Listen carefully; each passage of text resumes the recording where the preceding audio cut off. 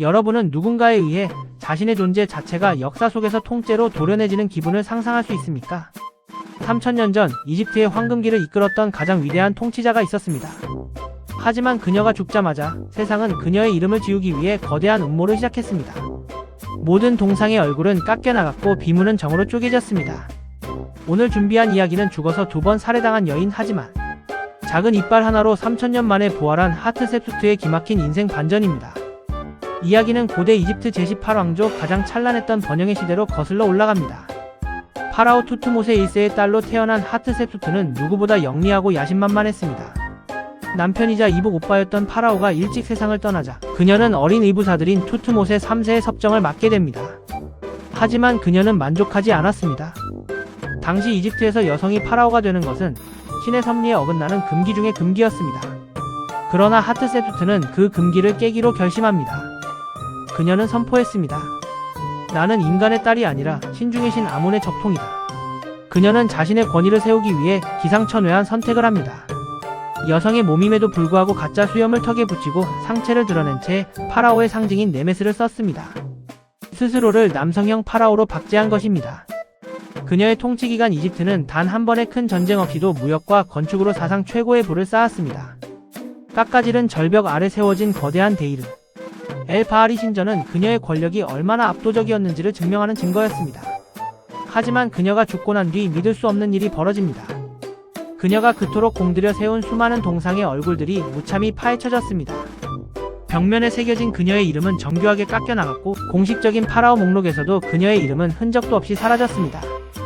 범인은 다름 아닌 그녀에게 왕좌를 빼앗겼던 의부사들 투트모세 3세였습니다. 그는 20년 넘게 자신을 억눌렀던 여인에 대한 증오를 기록의 살인으로 되갚아준 것입니다. 결국 하트세프트는 역사 속에서 완벽하게 증발했습니다. 시간은 흘러 1903년 전설적인 고고학자 하워드 카터는 왕비들의 계곡 근처의 한 이름 없는 무덤에서 기묘한 미라 하나를 발견합니다. 이 미라는 한쪽 팔을 가슴 위에 얹은 파라오의 자세를 취하고 있었지만 신원을 알 수 있는 어떤 기록도 없었습니다. 고고학계는 이 볼품없는 미라를 KV60어라는 무미건조한 번호로 부르며 창고 구석에 방치했습니다. 3000년 전 이집트를 호령하던 여왕은 그렇게 이름 없는 시신이 되어 먼지를 뒤집어 쓰고 있었습니다. 그런데 2007년 전 세계를 뒤흔든 반전이 일어납니다. 이집트의 유물 장관 자이 하와스는 하트세프트의 이름이 적힌 작은 상자 하나를 조사하던 중 그 안에서 부러진 어금니 하나를 발견합니다. 혹시나 하는 마음에 그는 창고에 방치된 이름 없는 미라들의 구강 구조를 CT 촬영으로 대조하기 시작했습니다. 그리고 기적이 일어났습니다. KV60A 미라의 윗잇몸에 비어있는 구멍과 상자 속 어금니의 모양이 소름 돋을 정도로 완벽하게 일치했던 것입니다. 3000년 동안 지워졌던 여왕이 작은 이빨 하나를 통해 자신의 이름을 되찾는 순간이었습니다. DNA 검사 결과 그녀는 하트세프트임이 확실해졌습니다.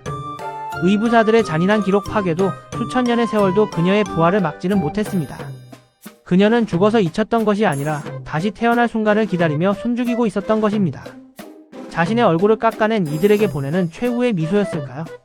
발견 당시 하트세프트의 미라는 입술을 살짝 벌린 채 기묘한 표정을 짓고 있었습니다. 모든 것을 가졌으나 모든 것을 부정당했던 여인, 그리고 다시 역사의 주인공으로 돌아온 파라오. 하트세프트의 이야기는 우리에게 말해줍니다. 진실은 아무리 깊이 묻어도 반드시 빛을 찾아 다시 떠오른다는 사실을 말이죠. 오늘 준비한 이야기는 여기까지입니다. 시청해주셔서 감사합니다.